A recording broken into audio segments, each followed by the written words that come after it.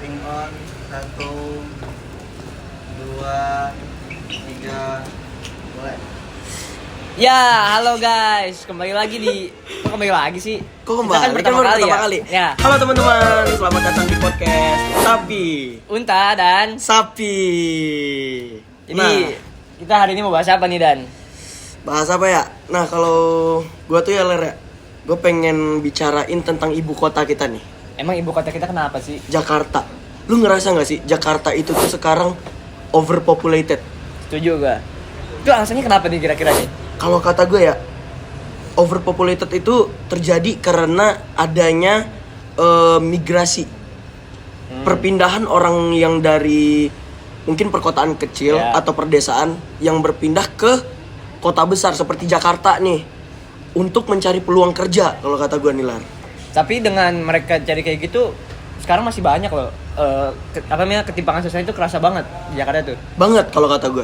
Iya. Karena lu bisa ngebedain nih mana dari high class-nya sama low class-nya. Iya. Terus untuk alasan lain nih, menurut lo apa nih? Untuk alasan lain ya, gue kurang tahu. Kalau lu ada nggak? Sebenarnya kalau untuk alasan lain bukan karena kita ya, karena di sini kita sebagai host doang. Nah, Gimana kalau misalkan kita nanya ke narasumber? narasumber. Emang kita ada narasumber? Ada. Ada. Siapa ya? Ini ada 3 orang nih di sebelah kita. Mungkin boleh perkenalan dari yang paling sebelah kanan. Dengan siapa? Di mana? Dari ya asalnya dari mana dan pekerjaannya sekarang apa? Oke, selamat pagi Mas Farel dan Mas Raidan. Perkenalkan, nama saya Muhammad Tadrika Zorif. Saya dari Sawalunto, salah satu kota kecil di Sumatera Barat. Dan saya kebetulan di Jakarta ini bekerja sebagai seorang konsultan engineering di perencanaan wilayah kota. Untuk Mas yang tengah siapa Mas tengah? Halo Mas Farel sama Mas Raidan, kenalin nama saya itu Amri, saya asal Madura. Untuk sekarang pekerjaan saya masih mencari kerja, pekerjaan mencari kerja gitu. Nah, ini nih yang unik nih, narasumbernya ada satu perempuan. Mungkin ibu atau mbak nih? Mbak, Mbak, boleh perkenalan mbak? baik, halo Mas Raidan dan Mas Farel. Saya Negi, saya dari Cikarang, migrasi ke Jakarta. Saya pekerjaan sebagai buruh konveksi. Buruh konveksi. Konveksi. Jadi gimana nih menurut kalian nih? Migran-migran yang ada di Jakarta tuh menurut kalian gimana? Kalau misalnya menurut saya ya, dari sisi perspektif saya, justru kalau misalnya migran yang dari kota kecil seperti Sawalunto ke Jakarta itu menurut saya punya oportunis yang lebih besar lah. Didukung dengan adanya relasi, terus juga skill-skill yang sekiranya emang kita punya di tempat asal kita itu ya bisa kita kembangkan lah dengan kitanya ke Jakarta. Mungkin itu sih kalau dari saya. Bagi saya tuh sepengalaman saya kalau migrasi ke kota Jakarta. Kota Jakarta itu kan katanya bisa disebut dengan kota ambisi dan juga ada kota yang dibilang kota ancaman. Di mana kota ancaman itu Jakarta itu keras bagi migrasi yang tidak ada pengalaman, tidak ada relasi. Itu Jakarta itu sangat keras bagi mereka yang tidak punya relasi, tidak punya koneksi, tidak punya pengalaman, tidak punya skill. Karena di perusahaan-perusahaan itu mereka itu mempunyai skill yang dibutuhkan. Contohnya kalau migrasi ke Jakarta, itu perusahaan membutuhkan skill A, sedangkan kita yang tidak mempunyai skill A itu kayak di ambang batas lah, gitu. Bagi Menurut Mbak Negi? Iya, menurut saya juga Jakarta tuh kan nggak untuk semua orang ya, karena Jakarta itu keras. Apalagi bagi perempuan gitu seperti saya. eh, saya dari Cikarang itu, kebetulan di Cikarang itu kan banyak pabrik-pabrik. Cuman untuk buruh itu peminatnya juga tinggi juga di Cikarang. Jadi saya memilih untuk berpindah ke Jakarta. Jadi eh di Cikarang itu kan banyak ibu rumah tangga juga yang tidak memiliki akses yang tadi seperti Mas Amri bilang itu apa namanya, ada kita juga sebagai guru itu harus ada keterampilan atau skill itu tadi. Nah, Kalau misalnya di Jakarta itu sebenarnya lebih sulit, cuman saya alhamdulillah bisa di Jakarta, cuman gimana dengan orang-orang yang tidak terinfo keterampilan tadi itu. Menurut Masnya gimana? Mungkin pandangan saya agak berkontradiksi ya dengan Mas Amri dan juga Mbak Negi. Jadi dosen saya itu pernah menyebutkan kalau orang yang apa namanya migran atau orang perpindahan itu justru dia lebih sukses daripada orang yang di daerah asalnya gitu. Kenapa? Karena balik lagi mereka kan migran, mereka di tempat baru. Jadi mereka harus menyesuaikan dan itu salah satu bentuk surviving skill mereka. Jadi gimana caranya mereka harus bisa survive? Yaitu salah satunya dengan sukses mereka itu sendiri. Jadi memang agak sulit, cuman maka dari itu kita harus punya kemauan yang lebih tinggi dan juga harapan dan juga ya pokoknya kita harus meningkatkan skill kita lebih baik lah karena balik lagi kita pindah ke Jakarta ini kan dengan harapan sukses, salah satunya sih itu. Hmm. Kita ini kan kalau mikirin lihat dulu kan Mas Jorif itu mahasiswa. Kalau saya itu kan hanya lulusan SD, tamatan SD, migrasi ke Jakarta yang nggak punya skill-skill yang di zaman sekarang dibutuhkan gitu. Itu menurut saya ya skill yang dibutuhkan untuk perusahaan saya itu sangat sangat penting bagi mereka yang ingin migrasi ke kota-kota besar. Apalagi sekarang itu zaman-zaman teknologi. Apalah daya saya yang hanya lulusan SD yang tidak bisa baca tulis, terus kerja di Jakarta itu kayak kayak kita kerja di sana itu hanya sebagai buruh tani, seperti ngangkut-ngangkut barang gitu doang. Kalau untuk skill perusahaan itu saya tidak cocok di situ karena background saya hanya tamatan SD gitu. Untuk Ya, saya juga sih Mas. Mungkin saya juga ke Jakarta tuh modal nekat doang sih. Karena kan ya mau gimana lagi, nggak ada pilihan lagi, di Cikarang juga udah penuh. Ya udah saya di Jakarta ya alhamdulillah dapat yang sebagai buruh ya disyukuri aja sih Mas. ya balik lagi sih sebenarnya kan tadi Mas Amri sempat mention tentang kemajuan teknologi ini. Justru dari migran itu sendiri, dari orang-orang seperti kita ini justru harus memanfaatkan teknologi itu dengan baik. Gimana cara kita bisa membekali skill-skill yang sekiranya dibutuhkan oleh perusahaan dengan kemajuan teknologi ini. Nah, dari situ kan berarti kita ya balik lagi ke surviving skill kita. Bagaimana kita cara memanage uang, gimana cara kita memanage informasi, dan sekiranya bisa kita aplikasikan lah ke skill kita ke perusahaan-perusahaan yang diperlukan. Gitu, kalau dari saya.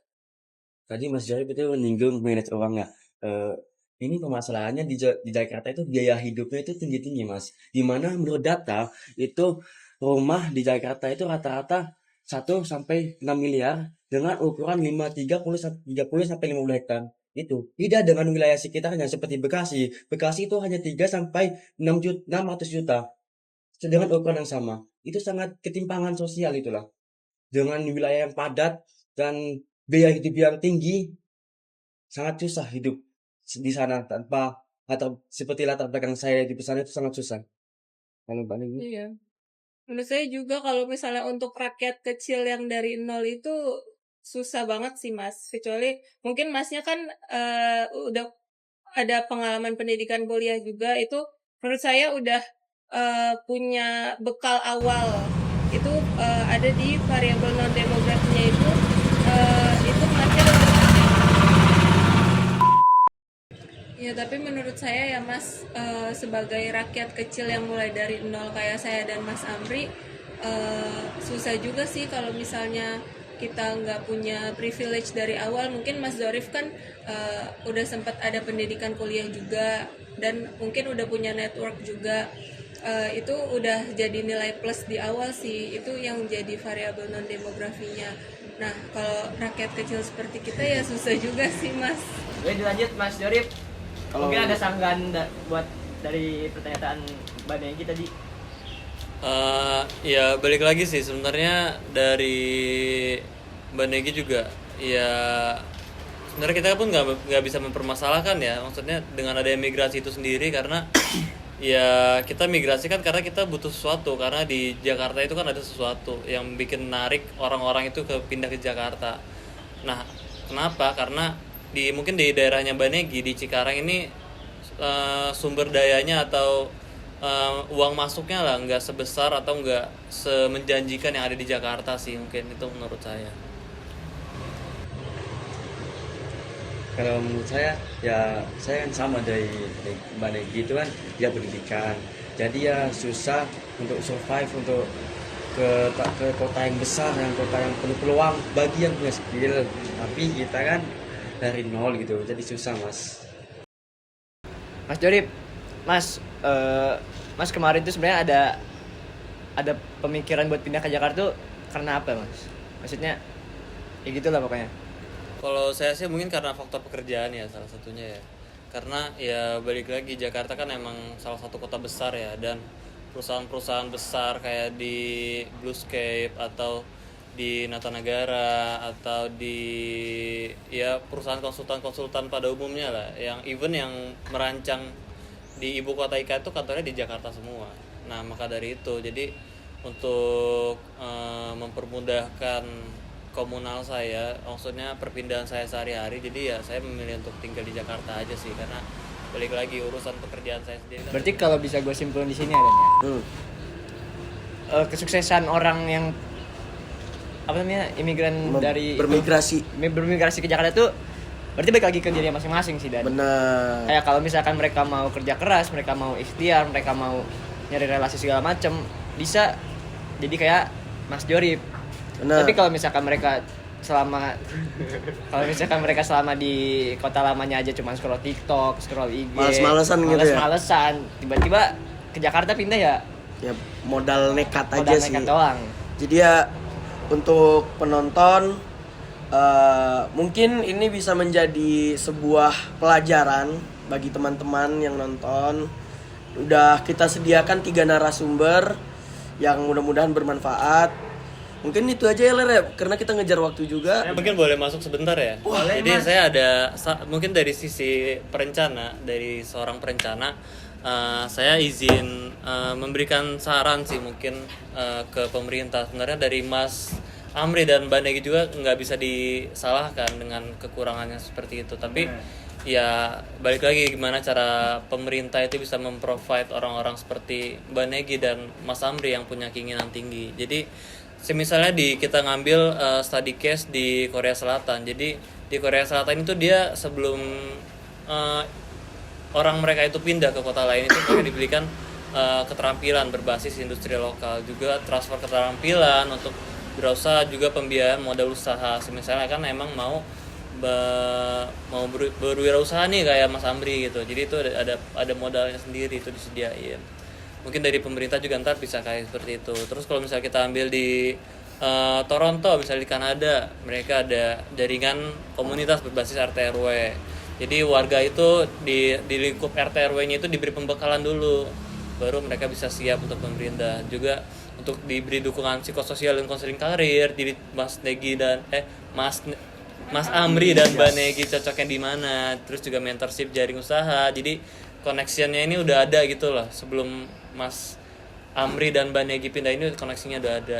Juga kalau misalnya kita emang ngambil study case-nya ke Singapura, mereka punya sistem reintegrasi pekerja informal. Jadi membantu pekerja informal itu untuk belajar keterampilan baru. Terus kolaborasi regional intersektor antara misalnya kita kan Indonesia nih, BUMD, sektor swasta dan LSM itu bisa membantu imigran-imigran ini untuk memberikan pembekalan lah ibaratnya. Juga keren banget ya kalau negara lain itu ya.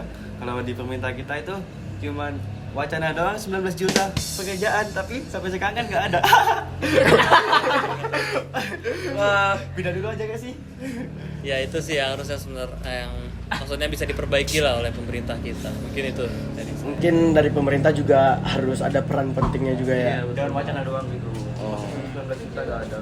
Mas Amri, sebelum penutupan kasih kata-kata hari ini. Nah boleh nih, kalau yang biasanya kita penutupannya, kalau sekiranya kayak podcast biasanya hostnya yang penutupan, sekarang mungkin narasumber yang akan kasih penutupan. Dari Mas Amri boleh kasih kata-kata hari ini. Untuk teman-teman semua, semangat. Di situ Mas. Situ. Oke. Ada 2 Mas. Oh, ada 2 ya? Kan kita setting kamera banyak ya. Untuk teman-teman semua tetap semangat, tetap bertahan hidup walaupun semua tidak sesuai kenyataan. Dan itu tadi, jangan manja, dunia itu keras, tetaplah berusaha. Mantap. Dikulum dikunyah. Assalamualaikum semuanya.